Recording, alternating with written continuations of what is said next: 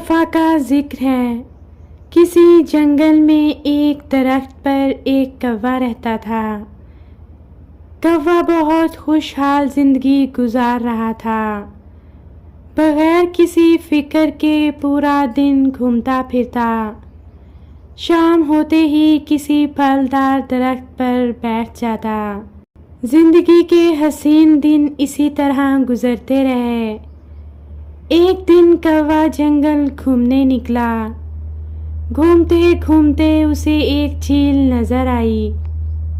یہ جھیل جنگل کے بیچوں بیچ تھی۔ کوا پانی پینے کے لیے جھیل کے پاس اترا تو وہاں اس کو ایک بطخ نظر آئی۔ بطخ کو دیکھ کر کوا کچھ پریشان ہو گیا۔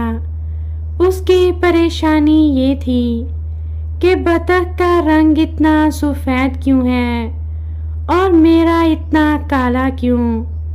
کوے کو پریشان دیکھ کر بطخ اس کے پاس آئی اور اس سے پریشانی کی وجہ پوچھی تو کوے نے اس کو بتایا، تم بہت خوش نصیب ہو کیونکہ تمہارا رنگ سفید ہے۔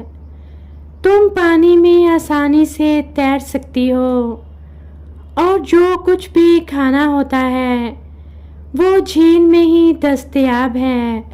بطخ نے کوے کو بتایا کہ پہلے میں بھی یہی سمجھتی تھی کہ میں سب سے زیادہ خوش ہوں، لیکن اس وقت تک میں نے طوطا نہیں دیکھا تھا۔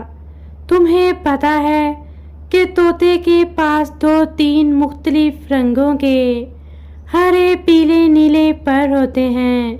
طوطا تو انسانی آواز کی نقل کر سکتا ہے اور اچھے اچھے پھل کھاتا ہے۔ یہ سن کر کوا سوچنے لگا کہ طوطا سب سے زیادہ خوش نصیب پرندہ ہے۔ کوے نے بطخ سے طوطے کا پتہ پوچھا اور وہاں سے چلا گیا۔ طوطے کے پاس جا کر کوے نے اس سے کہا کہ تم مجھے انسانی آوازوں کی نقل کرنا سکھاؤ۔ کوے نے آوازیں نکالنے کی کوشش بھی کی، لیکن صرف کاؤ کاؤ کی آوازیں نکلیں۔ کوا افسردہ ہو گیا اور طوطے سے کہا، مجھے لگتا ہے کہ تم دنیا کے سب سے خوش نصیب پرندے ہو۔ طوطے نے کوے کو بتایا، پہلے یہ سوچ کر میں بہت خوش ہوتا تھا، پھر میں نے ایک مور دیکھا۔ میرے پاس تو صرف 2-3 رنگ ہیں، جبکہ مور کے پاس کئی رنگ ہیں۔ مور خوبصورت رقص کر سکتا ہے، اس کی بلند آواز ہے۔ اپنی آواز سے مور جنگل میں موجود دیگر مخلوقات کو کسی بھی خطرے سے خبردار کرتا ہے۔ میرے خیال میں دنیا کا سب سے خوش نصیب پرندہ مور ہے۔ اب کوے کو مور سے ملنے کی تمنا ہوئی اور وہ مور سے ملنے جا پہنچا۔ پیارے مور، تم بہت خوبصورت ہو۔ تمہارے پروں میں کتنے سارے رنگ ہیں۔ تمہاری دلکشی، خوبصورتی اور رقص کی تعریف تو پورا جنگل کرتا ہے۔ مور نے جواب دیا، او پیارے کوے، میرے انہی پروں نے مجھے پریشانی میں ڈال دیا ہے۔ میرے لمبے اور رنگین پروں کی وجہ سے شکاری مجھے پکڑنے کی کوشش کرتے ہیں۔ بعض اوقات وہ مجھے چڑیا گھر میں ڈال دیتے ہیں۔ اس وجہ سے میں یہ سوچتا رہتا ہوں کہ اگر میں چڑیا ہوتا تو خوشی خوشی ہر جگہ گھوم سکتا، اور اگر کوئی خطرہ ہوتا تو آسانی سے چھپ سکتا تھا۔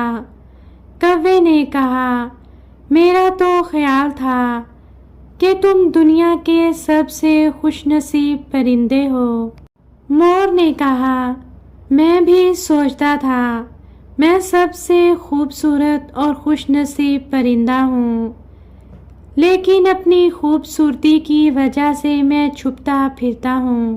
میں نے کافی غور کیا اور مجھے اندازہ ہوا کہ صرف کوا وہ واحد پرندہ ہے جسے کوئی شکاری نہیں پکڑتا، جو کسی پنجرے میں قید نہیں۔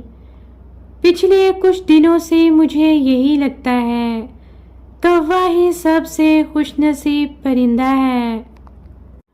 اور میں یہ سوچتا رہتا ہوں کہ اگر میں کوا ہوتا تو خوشی خوشی ہر جگہ آزادی سے گھوم سکتا تھا، اور اگر کوئی خطرہ ہوتا تو آسانی سے چھپ جاتا۔ ایک عقل مند الو ایک درخت پر بیٹھا ہوا ان دونوں کی گفتگو سن رہا تھا۔ اس نے کوے اور مور کو کہا، تم دونوں میری بات سنو، ہم میں سے ہر ایک میں کچھ نہ کچھ خصوصیات ہیں۔ بطخ پانی میں تیر سکتی ہے، طوطا انسانی آواز کی نقل کر سکتا ہے، مور رقص کر سکتا ہے، چڑیا چھوٹی اور پھرتیلی ہوتی ہے۔ میری طرف دیکھو، میں تیراکی یا رقص نہیں کر سکتا، لیکن مجھے اندھیرے میں بھی بہت اچھی طرح سے دکھائی دیتا ہے۔ میں اپنی گردن کو پیچھے کی طرف موڑ سکتا ہوں اور اپنے پیچھے چیزیں دیکھ سکتا ہوں۔ کیا یہ بہت اچھا نہیں ہے؟ جب دن کے وقت دوسرے تمام پرندے سخت محنت کرتے ہیں تو میں اپنے گھونسلے میں سکون سے سو رہا ہوتا ہوں۔ کوا مایوس ہوا کیونکہ اسے تو اپنی کسی خصوصیات کے بارے میں نہیں پتا تھا۔ اس نے الو کی بات کاٹی اور کہا، مجھے تو ایسا لگتا ہے کہ میں تمام پرندوں سے سب سے زیادہ ناخوش ہوں۔ الو نے جواب دیا، فراست اور سمجھ بوجھ میں کوے کو دوسرے پرندوں میں برتری حاصل ہے۔ الو نے کوے سے پوچھا، کیا تم نے پیاسے کوے کی کہانی نہیں سنی؟ کوے مسئلے حل کرنے کے لیے کنکر جیسے اوزار بھی استعمال کر سکتے ہیں۔ کوا بہت ذہین اور عقل مند بھی ہوتا ہے، اس کی یادداشت بہت تیز ہے اور وہ سوچ سمجھ کر قدم اٹھاتا ہے، اسی لیے کسی بھی شکاری کا اسے پکڑنا اور نشانہ بنانا بہت مشکل ہوتا ہے۔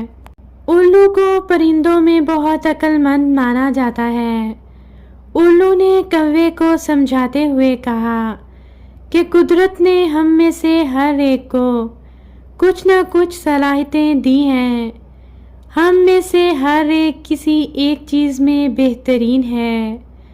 ہمیں خود پر ترس کھانے کی بجائے محنت کرنی چاہیے اور جو کام ہم کرتے ہیں اس میں مہارت حاصل کرنی چاہیے۔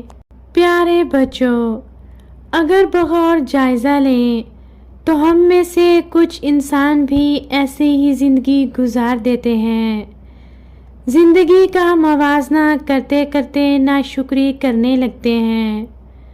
جو اللہ نے دیا ہوتا ہے اس سے لطف حاصل نہیں کر پاتے۔ اپنے پاس 100 روپے ہوتے ہیں لیکن دوسروں کے 1000 پر نظر رکھنے کی وجہ سے بے چین زندگی گزار رہے ہوتے ہیں۔ اللہ نے انسان کو بے شمار نعمتوں سے نوازا ہے، لیکن انسان پھر بھی ناشکرا ہے۔ اپنے سے زیادہ والے سے موازنہ احساس کمتری میں مبتلا کرتا ہے۔ اگر موازنہ کرنا ہی ہے تو اپنے سے کمتر سے کریں اور پھر اللہ کا شکر ادا کریں جس نے ہمیں بہت ساری نعمتوں سے نوازا ہے۔